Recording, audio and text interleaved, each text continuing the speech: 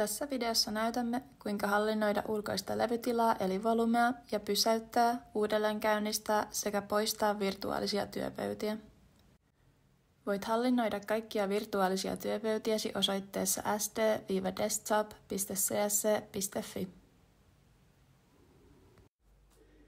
Volume on ulkoinen levytila, jolla saat lisää tallennustilaa virtuaaliseen työpöytääsi.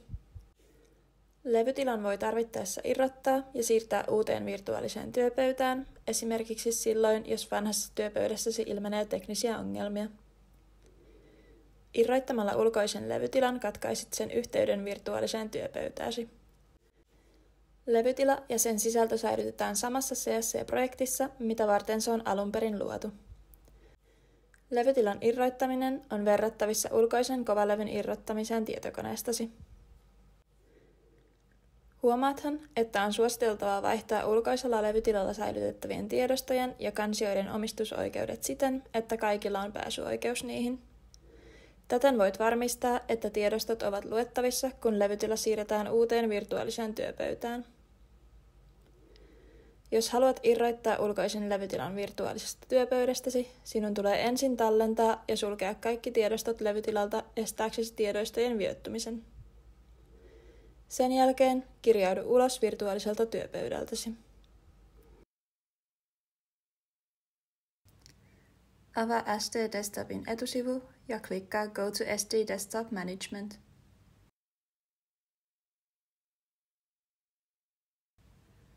Siirry alas kohtaan Available Desktops ja valitse oikea virtuaalinen työpöytä.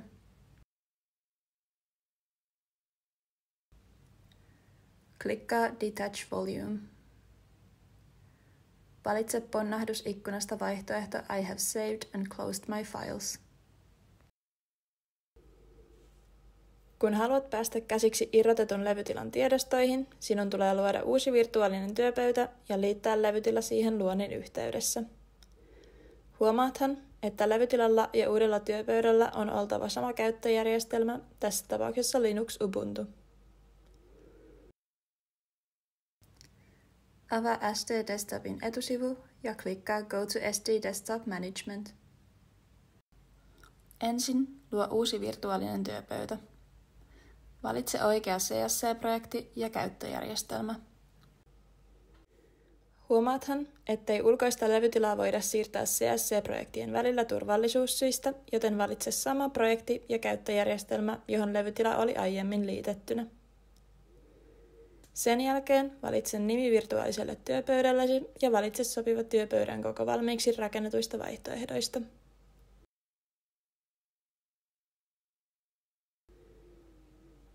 Seuraavaksi Add External Volume-kohdassa klikkaa Choose from Existing Volumes.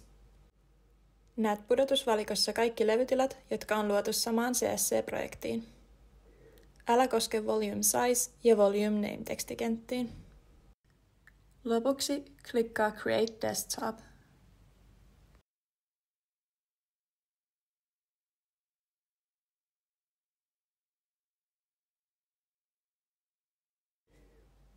Virtuaalisen työpöydän pysäyttämistä voidaan verrata tietokoneen sammuttamiseen. Et voi päästä käsiksi pysäytettyyn työpöytään tai irroittaa siitä levytilaa, eikä se kuluta laskutusyksikköjä eli billing unitteja.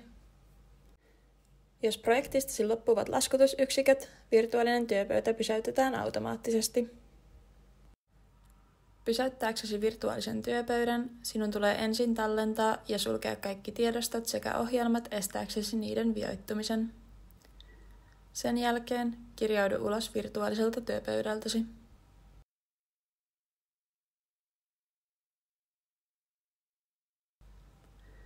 Avaa SD Desktopin etusivu ja klikkaa Go to SD Desktop Management. Siirry alas kohtaan Available Desktops ja valitse oikea virtuaalinen työpöytä. Klikkaa Pause Desktop. Valitse ponnahdusikkunasta vaihtoehto I have saved and closed my files. Huomaathan, että virtuaalisen työpöydän pysäyttämisessä voi kulua noin 30 minuuttia. Voit aktivoida virtuaalisen työpöydän samalta sivulta. Virtuaalisen työpöydän aktivoimista voi verrata tietokoneen käynnistämiseen. Voit aktivoida pysäytetyn työpöydän milloin tahansa, kunhan sinulla on aktiivinen CSC-projekti, jossa on tarpeeksi laskutusyksiköitä jäljellä. Avaa SD Desktopin etusivu ja klikkaa Go to SD Desktop Management. Siirry alas kohtaan Available Desktops ja valitse oikea virtuaalinen työpöytä. Klikkaa Resume Desktop.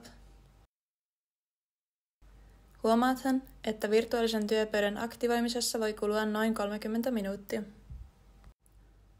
Jos virtuaalinen työpöytä tai sen ohjelmisto toimii viallisesti, voit yrittää vian korjaamista uudelleen käynnistämällä sen.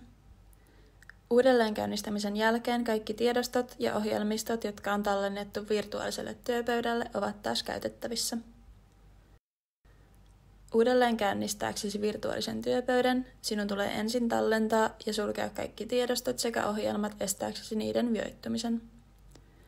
Sen jälkeen kirjaudu ulos virtuaaliselta työpöydältäsi.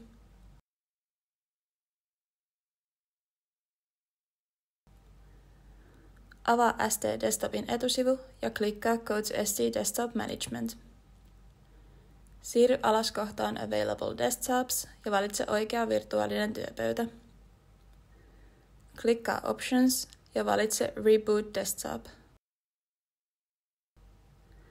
Valitse ponnahdusikkunasta vaihtoehto I have saved and closed my files. Huomaathan, että virtuaalisen työpöydän uudelleen käynnistämisessä voi kulua noin 30 minuuttia.